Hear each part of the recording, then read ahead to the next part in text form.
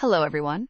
Today, we have an extraordinary opportunity to speak with Lucius, a stonemason who lived and worked in the thriving Roman city of Pompeii before its catastrophic and tragic end. Through the magic of podcasting, we can hear his voice. Lucius, thank you for joining us. Greetings. It's strange to be pulled from the quiet dark into this bright, noisy light of the future. We are incredibly fortunate to have you. Lucius, you were a stonemason in Pompeii. Tell us about your work and what daily life was like. Stonemasonry. Good, honest work, built to last. My father taught me, and his father before him. We shaped the very bones of Pompeii. The sturdy walls of houses, the smooth flagstones of the streets, the foundations of the public buildings. My day started before sunrise. To the quarry sometimes, or to a building site. There was always work in Pompeii, always something being built or repaired. We'd haggle over prices, share a midday ration of bread and olives, talk politics, and gossip while the dust settled. It was a life of honest labor, of seeing something solid rise from rough rock under your own hands. Pompeii was known for its impressive buildings and infrastructure. It sounds like a prosperous time. It was. The city was growing. Over 20,000 people lived there. The wealthy demanded fine villas, intricate mosaics, and beautiful shops. We built the public baths, the theaters, places for the city to gather. There was a rhythm to it. The chipping of stone, the shouts of the laborers, the planning with the builders. And the mountain, Vesuvius, it just sat there, a big green backdrop. We never thought of it as a threat, more a promise of fertile ground for the vineyards that brought in good wine and good trade. And your neighbors, the community, what was it like? Pompeii was a close-knit community. We knew each other's faces, shared in each other's joys and sorrows. The baker, the wine seller, the cart driver, we were all threads in the fabric of the city. There were wealthy patrons in their grand villas, and the slaves who toiled. But in the baths or the forum, our paths crossed. We were Pompeians. My wife, Livia, she worked with her hands too, weaving beautiful cloth. We had a small house, sturdy, with a little courtyard, enough space for us. Marcus, my son, he was starting to learn the trade, his hands getting stronger.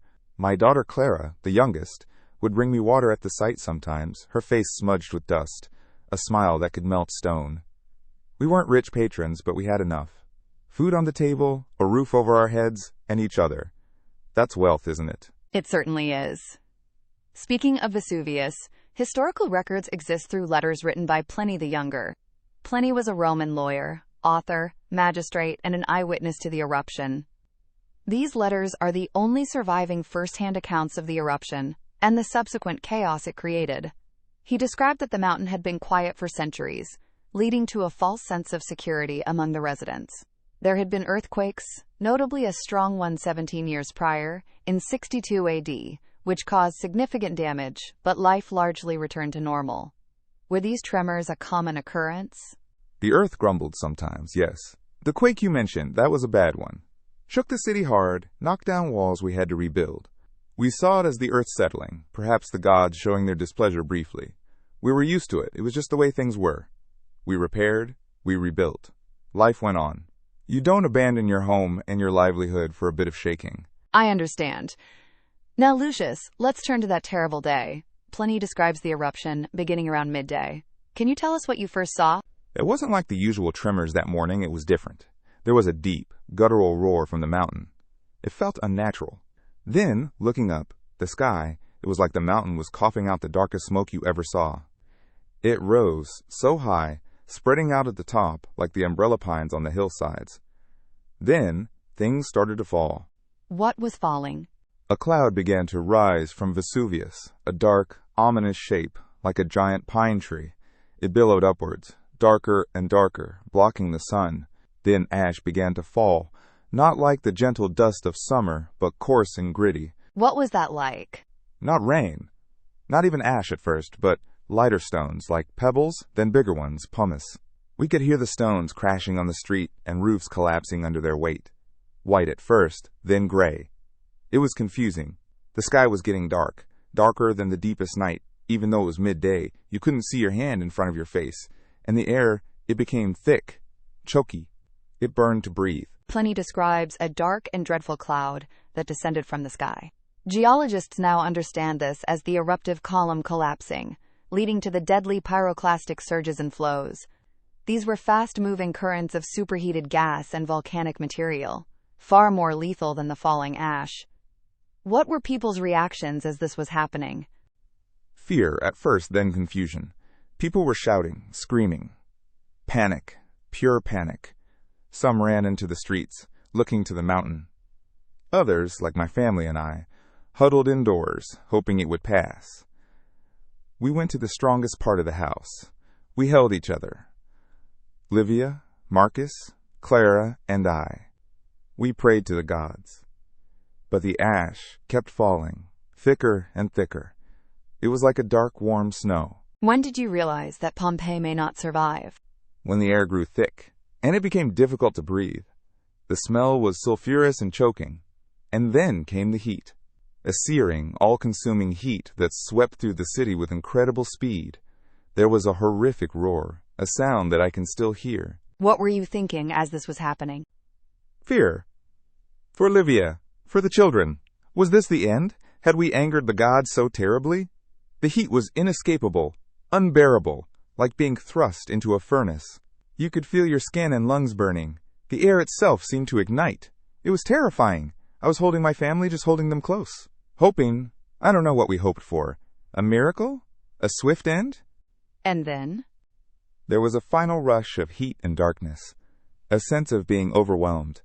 And then nothing silence. A heavy, eternal silence. It sounds horrifying, and we feel for all who perished on that terrible day. Present-day archaeologists have studied Pompeii.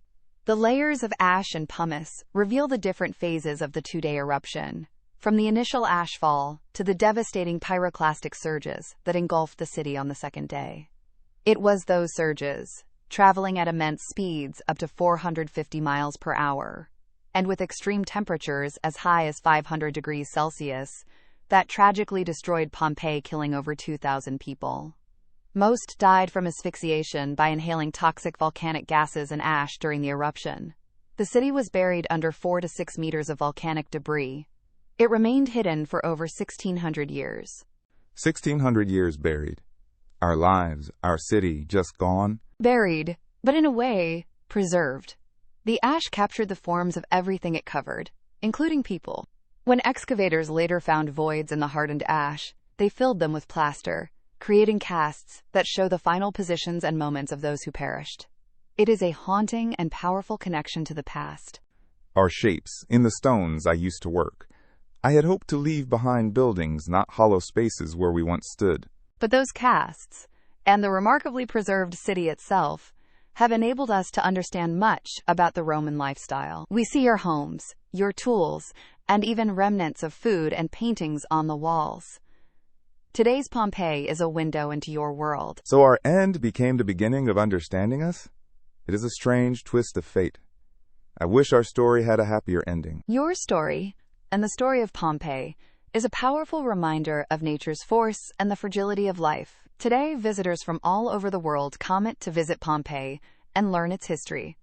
I see flashes of the present day, visions of people walking our streets again, not as we were, but as visitors, looking at our homes, our belongings.